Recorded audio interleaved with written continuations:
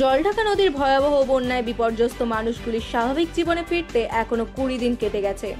সরকারের দেওয়া ত্রিপলের নিচে কাটছে তাদের দিনরাত। তবে এই অসহায় মানুষগুলোর পাশে দাঁড়িয়েছে সিপিএম।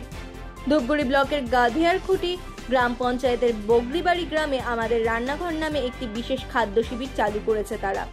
গত 20 দিন ধরে এই শিবির থেকে বন্যা কবলিতদের সকাল, দুপুর ও রাতের খাবারের যোগান দেওয়া হচ্ছে।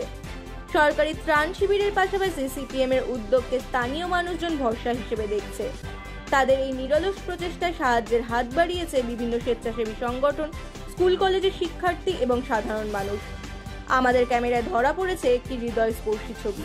বানারহাটের দুরামারি এলাকার একটি নাচের স্কুলের ক্ষুদে শিক্ষার্থীর বন্যা দুর্গতদের জন্য অর্থ সংগ্রহ করে আমাদের রান্নাঘরের কর্মকর্তাদের হাতে তুলে দিয়েছে। ফালাকাটা থেকে আসা একটি হাসপাতালের কর্মকর্তারাও এই মানবিক উদ্যোগে আর্থিক সহায়তা দিয়েছে। মানুষের পাশে মানুষের এই অনন্য নজির প্রশংসিত হয়েছে সর্বত্র। সিপিএম জানিয়েছে, সাধারণ মানুষের স্বতঃস্ফূর্ত আর্থিক সহায়তার জন্যই তারা এই দীর্ঘ সময় ধরে মানুষের মুখে খাবার তুলে দিতে পারছে। পাশাপাশি যতদিন প্রয়োজন ততদিন এই পরিষেবা চালু থাকবে বলে তারা জানিয়েছেন।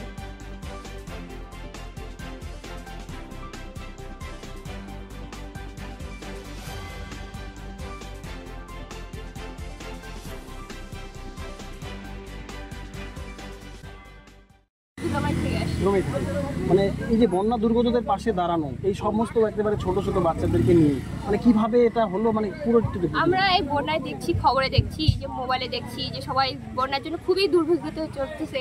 সবাই বন্যায় অনেকে ঘরবাড়ি ভেঙে যাচ্ছে। আমাদের যথা সামর্থ্য অনুযায়ী আমরা আমাদের একাডেমি থেকে, নাচের একাডেমি থেকে আমরা যেতটুকু সামর্থ্য অনুযায়ী চাঁদা কালেকশন করে সবার বাড়িতে গিয়ে আমরা চাঁদা 3 দিন ধরে চাঁদা তুলছি। চাঁদা তুলে যেটুকু ক্ষুদ্র আর কি সামান্য কিছু চাঁদা তুলে এই ত্রাণ বিলিতে করতে পারলাম, এটাই আমাদের কাছে অনেক বড়। বললাম এটা টাকাটাই যে আমাদের রান্নাঘরে দেওয়া হবে, মানে কোথাও গিয়ে মনে হচ্ছে টাকাটা ঠিক জায়গাতে যাবে।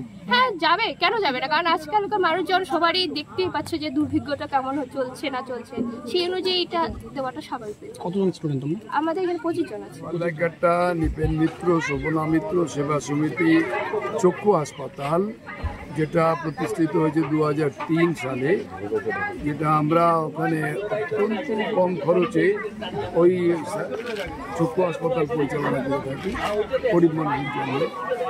সেই হাসপাতালের পক্ষ থেকেই আমরা এখানে আজকে সামান্য কিছু অর্থ সাহায্য করে গেলাম, যার পরিমাণ মাত্র 8,000 টাকা। আগামী আরেকদিন আমরা এখানে আরও কিছু আর্থিক সাহায্য দেবার একটা প্রতিশ্রুতি দিয়ে গেলাম। আমরা এই বন্যা দুর্গত মানুষের পাশে দাঁড়াতে পেরে নিজেদের কৃতজ্ঞতা জ্ঞাপন করছি, আমরা কৃতজ্ঞ হচ্ছি। আর পাশাপাশি যারা এটা উদ্যোগ নিয়েছেন, যারা এখানকার এই এলাকার মানুষ, ধূপগুড়ি পশ্চিম এরিয়া কমিটির পক্ষ থেকে, তাদের আমরা আন্তরিক অভিনন্দন জানাই, সংগ্রামী অভিনন্দন জানাই। আমরা মনে করি এটাই মানুষের কাজ। আপনার নাম? আমার নাম নিতাই পাল, আমি এই চক্ষু হাসপাতালে